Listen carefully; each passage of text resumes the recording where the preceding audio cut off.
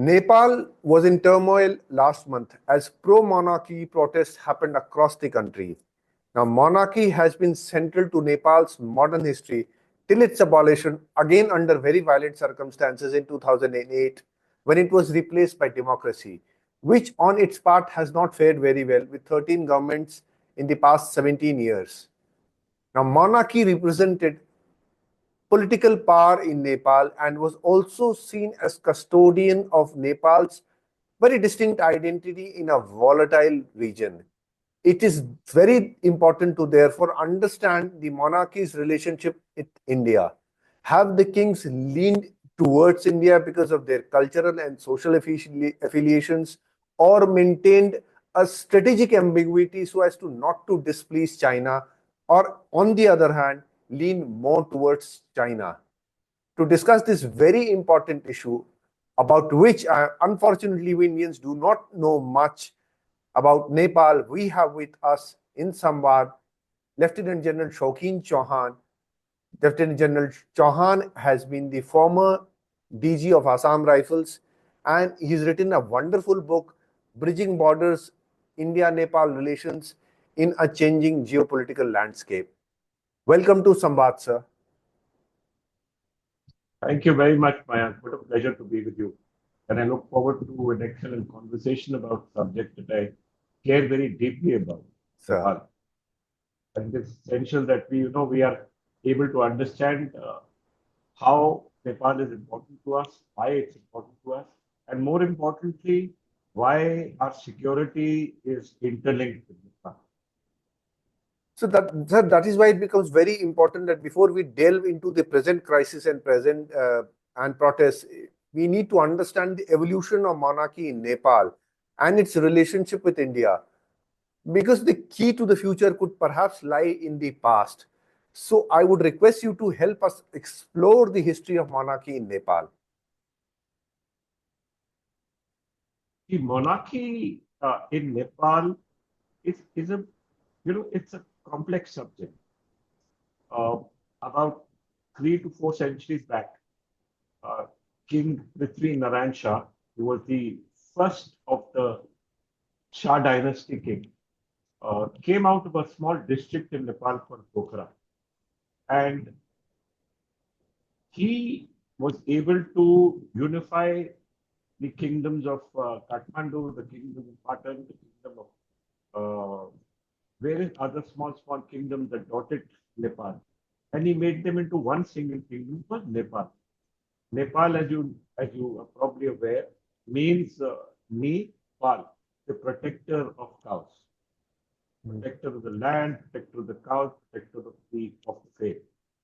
And as a result of this, King Prithvi Narayan Shah became started the Shah dynasty. And this dynasty has continued unbroken till 2006, when King Gyanendra Shah, 2007, when King Gyanendra Shah was deposed and removed, and his dynasty was removed, and Nepal became a secular republic in 2006-7. So this kingdom has had a very complex relationship with India, with China, with Tibet. And let me just try and explain to you how, because that's an important issue. Understanding the monarchy, understanding what the monarchy means to Nepal, understanding what the complexities are, and more importantly, understanding how the monarchy has played its role in the relations of India with Nepal and with Nepal and China today. So that's an important issue that I think we should understand. And this is indeed an extremely important subject that we should be talking about. In this complex time, as you said, just a week or 10 days back, we had those riots in Kathmandu, where 2 people were killed, almost 10,000 people were present in the riots. And more importantly, it created a furor in a country today ruled by the Maoist politicians. I won't call them leaders, I'll call them politicians because that's how they've been playing this game. And that is why this complexity has sort of come into.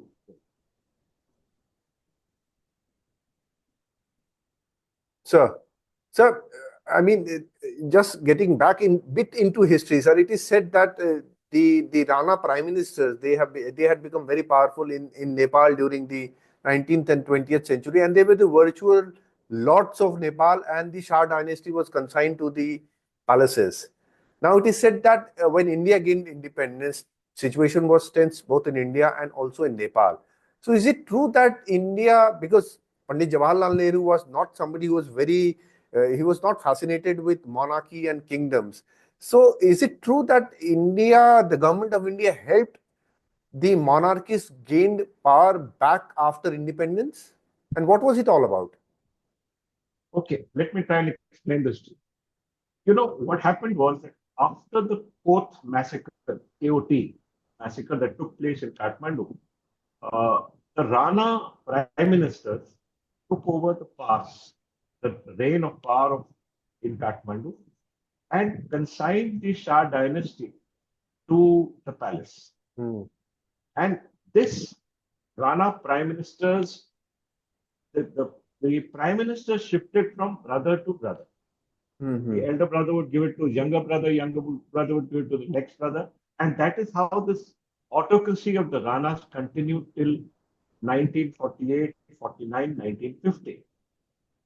In 1950, when uh, uh, King Mahinda's father, that was Tribhuvan, Tribhuvan, Tribhuvan, Tribhuvan was the king, Tribhuvan was the king in that time. What he did was in Kathmandu, what he drove into the Indian embassy and took refuge there one day. And I was a DA in the embassy, as you are aware. And at the same time, I had read the history that it was the defense attaché of India that actually opened the gates of the Indian embassy at that time and allowed the king to come in. And the king then became took refuge in the embassy. And after taking refuge in the embassy, a special plane was flown to Nepal, and the king was taken to India, Hmm. Delhi, Hmm. from where the Prime Minister Jawaharlal Nehru actually, uh, talked to the Rana prime ministers and forced them to accept King Tribhuvan's ascendancy and ascendancy to power. Hmm. And the Rana autocracy was totally destroyed. It was removed, and King Tribhuvan took over the reins of power. So it was actually India who gave him the power again after almost 2 centuries of Rana autocracy. And it was King Tribhuvan who, at that same time, Mao, who was the head of the PLA and at that time leader of China, made a statement Hmm. that Tibet was the palm of the hand, and the five fingers were Nepal, was Arunachal Pradesh, was Sikkim, and Bhutan, and one more place, right? So these were the five places that Mao said had to be reunified with China. And almost immediately after that, the PLA marched into Tibet and took it over. Because he got alarmed the by the by this action of the Hmm. PLA and by the action of Mao, that he actually spoke to Pandit Nehru and asked India for help. Hmm. And almost immediately, Pandit Nehru sent an Indian Army team called the Indian Military Mission to reorganize the Royal Nepal Army into a regular army. Hmm. At the time, just after independence, the Royal Nepal Army was actually an army which had irregular troops. These troops were ill-organized, were not paid correctly, did not have weapons, did not have anything. And it was the Indian military mission that went in that actually organized the Royal Nepal Army into first 5,000 troops and later on 25,000 into regular, proper infantry units and brigades. And that is how they were set up in Nepal. After that, King Mahendra came to power. And King Mahendra continued this process, as you're aware. King Tutuban died and King Mahendra took over power, and King Mahendra continued the process. But after 1962, when India really needed the help from Nepal, because we had, lost the 1962 war, King Mahendra decided that he would get closer to China. And he asked the Indians to remove the Indian military mission. And as a result of it, by the early 70s, the Indian military mission was completely removed. First reduced to about 23 other ranks, and then completely removed by the early 70s. And it was King Mahendra and his son, King Virendra, actually took Nepal closer to China. So today, when we talk about the monarchy, when we talk about, saying, oh, if the monarchy was there, we would have been much closer to Nepal. That's a fallacy. They have not been close to us. The kingdom has always been very clear, Mayank, that it is the continuation of the dynasty that is most important, and not a relationship with India. Regardless of our culture, regardless of our religion, regardless of the similarities of so many issues, the king have not really continued this closeness, despite the fact that they have taken everything from him. Sir, I mean, this is something as of an aside, I would say, sir, that we backed off from Tibet, sir. The trading rights we had, the military mission, we had perhaps a military mission in Tibet also. Some military attaches or attachments in Tibet. We backed off from Nepal.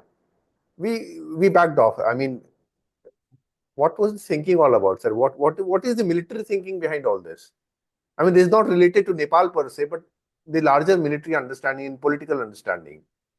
You see, Maya, what the thing is that why is Nepal so important to us? Let's just understand the strategic reason why I keep saying that Nepal is the most important country for us. Nepal is located just above the Indo-Gangetic. It is on the mountains of the Indo-Gangetic. And the Indo-Gangetic plain, Varanasi from where you are, is the heartland of the Hindu civilization. And it is Nepal that is located right on top. And if Nepal allows inimical soldiers or elements to come inside, cross the barriers of the Himalayas and come into the mainland of Nepal, there are no natural barriers that we can place or fight against any elements, any army that crosses the Himalayan barriers and comes there, and we will be our sacred land, the civilization, the cradle of our civilization can be lost by the fact that Nepal has allowed someone. There are no defensive lines. The Indian army will not be able to fight a coherent defensive battle if the Chinese troops cross the Himalayan. And that is why it is so important that Nepal understands these red lines of India. That though Nepal is a sovereign country and will always remain a sovereign country, we must understand that India, being a large country, has certain red lines for its security. And one of the red lines is the crossing of the Himalayan barrier. So we always feel in the security establishment of Bharat that this Himalayan barrier must not be crossed by inimical elements against it. We have to keep a barrier between us and China. Earlier, Tibet was a buffer state. Because China was way off, almost 2,000 kilometers away. After taking Tibet, Nepal became the barrier. And if we lose Nepal, then India and China actually face to face. And that's not a good thing for the world, because two large countries must always have a barrier between them, must always have a buffer between them. And for us, the Himalayan barrier was very important. And that is why we always tell Nepal that regardless of whatever you feel, regardless of all the other issues, that you're a sovereign country, you can deal with whatever you want, security wise, your location is extremely important. And therefore, please understand that we are very, very sensitive to anything crossing into Nepal. So These are the issues, Maya. this makes me wonder, sir, because the general assessment is that the monarchy is pro-India. That is the general assessment, sir. Coming from you, sir, I get a totally different picture that this was never the case. And then we have the Maoists and the communists in power who are already very close to China. There are a number of people who say that Absolutely. getting the monarchy back in power will be panacea of all Yes, whatever ills. yes. How do you see this Absolutely, situation, sir? absolutely. See, I have seen Nepal both under the monarchy and under the communists. The issue, what I'm trying to say is, Ji. while we may back for the monarchy, while we may feel that the monarchy is extremely important for us, while we may feel that the monarchy may be panacea for all the problems that we have between India and Nepal, but this was not so. History tells us, Mayank, that it was the monarchy of Nepal that moved away from India and went to China. It was Prithvi Narayan Shah who used to say that Nepal was a yam between two boulders. The kingdom of the north, that was China, and the kingdom of the south, that is India, or Bharat. Now, they felt they were a yam, and they felt that they had to always be in the middle and therefore should not be squeezed. But our issue was that we are there to help you. Nepal, when Nepal says that Nepal is landlocked, is wrong. Nepal is India open. There is no barrier between Nepal and India. There is no geographical barrier. And the 4-5 districts of the Terai that are there are actually closer in heritage to the districts of eastern UP and eastern Bihar. You are aware of that, Mayank. You live in Varanasi. You know how close Nepal is to you? The idiom that they say, roti beti ka rishta, meant that we in eastern UP and eastern Bihar, our daughters or their daughters used to get married into our homes and vice versa. We used to share the same food. We share the same culture. We share the same religions. But if that cannot be the important factor to prevent Nepal from understanding that, look, India is a large country. India is a country that has helped them throughout everything. Like I said, you start from 1950 when we helped King Tirubhavar, to King Mahendra, to King Virendra, to King Gyanendra. India has always helped. We are the ones who reorganize the Royal Nepali Army. We are the ones that give the maximum amount of arms and logistic support to Nepal. During the earthquake that happened, it was India. India's help we were there in less than 6 hours to help Nepal deal with the problems of the earthquake. And we stayed for more than 2 months. So we are a nation that helps them. We are actually Nepal's SOS button. If there's a problem in Nepal, it is India. There is nobody else. For China to do anything, it will take weeks and weeks for them to move. So this makes me very curious, sir, because in 2020, Nepal under the communists, sir, and the Nepali Congress, I mean, they are in power I mean, the goalposts are shifted from this place to the other place.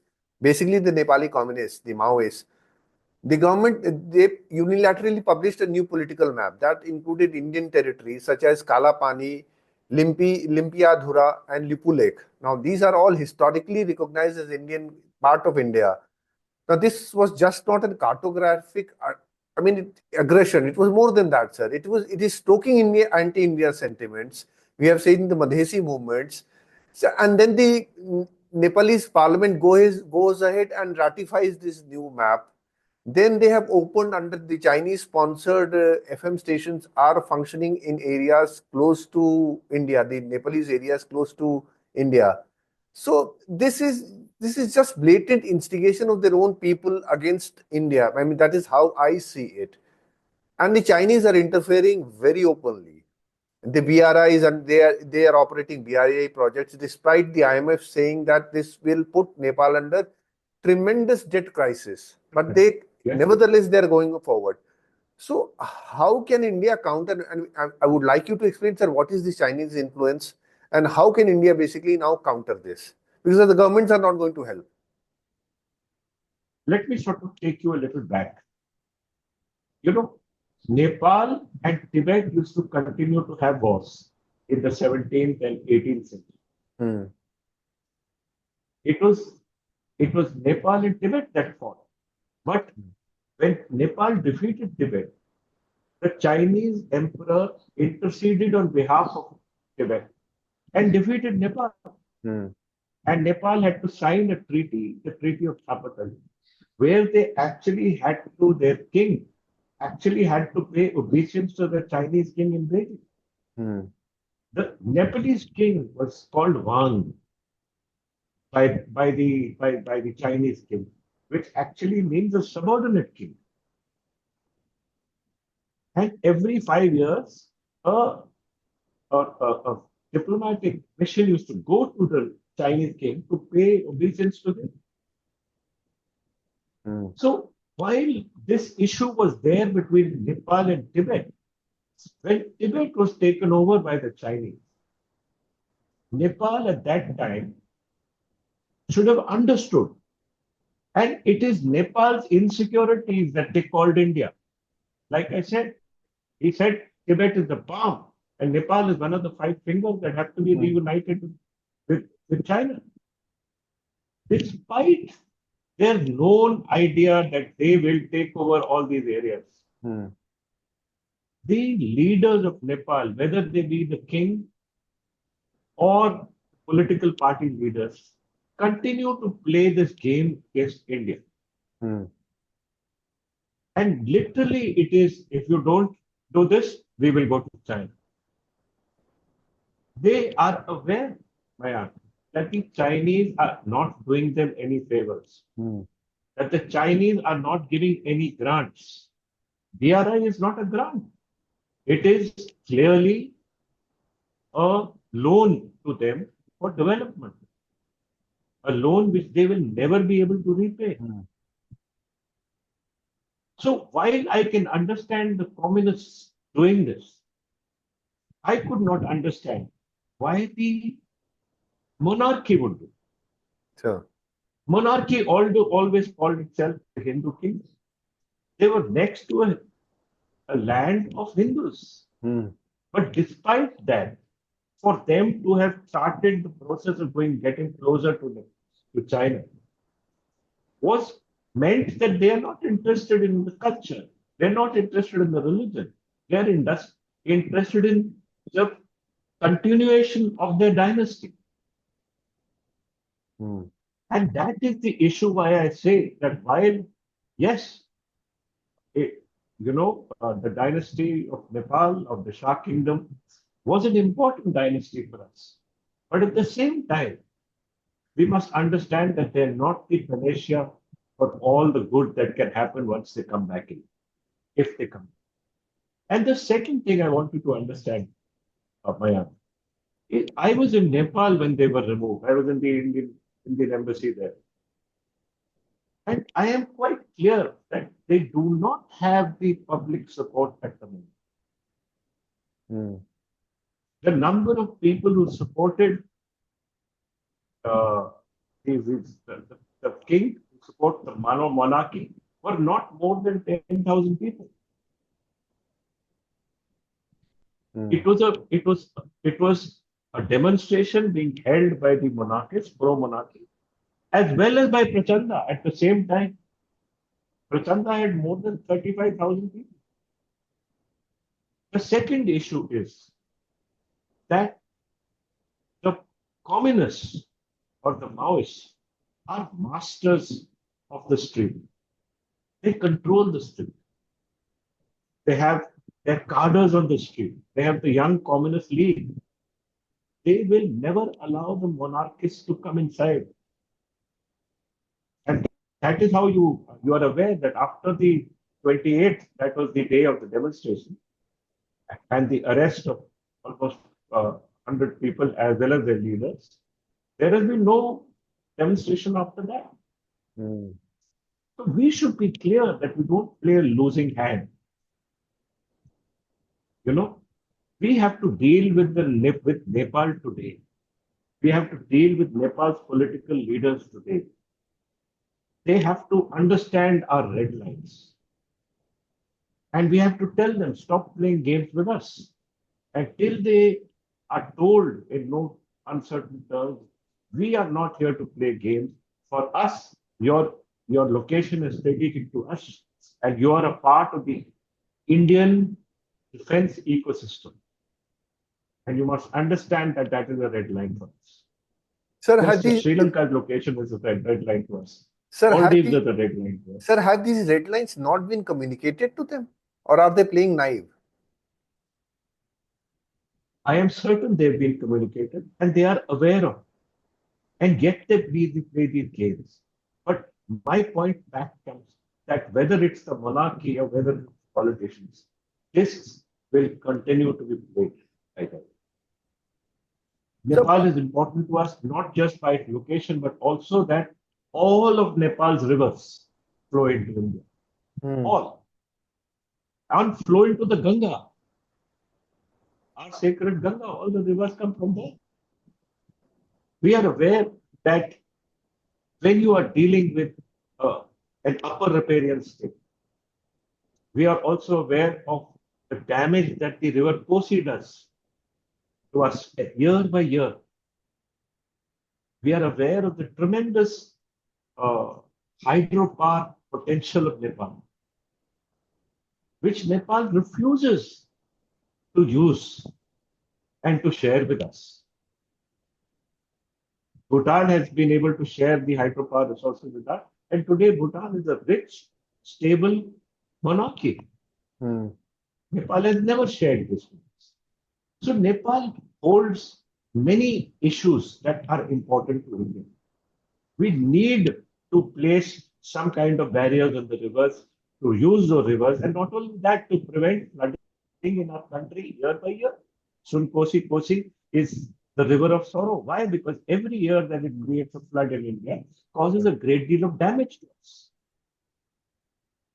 So these are important things that Nepal has to understand, which Nepal refuses to understand. Yes, sir. But at the same time, we allow this issue to happen, saying that's okay, it's a small country, we are here to help you. But to us, the red line is that you will not allow China inside your country. You will not allow Chinese troops inside. And yes, the fact that they have allowed China or to build the Lumbini, to build Lumbini. Lumbini, as you're aware, is the city where Lord Buddha was born. Hmm. It is on the borders of India. And it is China who has been given the contract to build the International City of Peace. China, which is a non-religious country, which has done its utmost to destroy Buddhism, has been permitted to build the Lumbini city. So all these issues, Mayank, are complex. They are issues that they must understand that uh, India is extremely sensitive about where Nepal is located. And that whether it is the king or whether it is politicians, whether they are communists or whether they are of any hue, any color, the situation between India and Nepal will remain the same unless we control the narrative. Very We true, sir. must start dealing with the younger political leaders. We must convince them. We must take our time to convince them that you are important to us. These are the reasons you are important to us. You are part of our security ecosystem. And we must not play a losing hand. Hmm. So we're running short of time, sir.